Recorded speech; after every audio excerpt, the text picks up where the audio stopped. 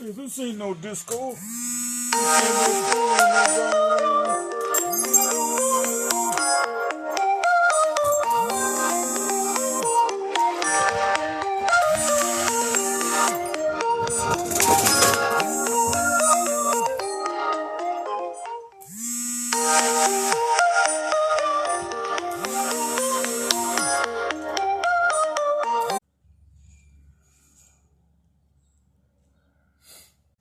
There he is. He's on my fingertips, Mrs. Ladybug.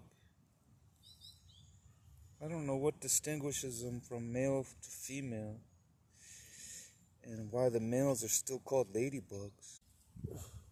What is that crawling up my arm?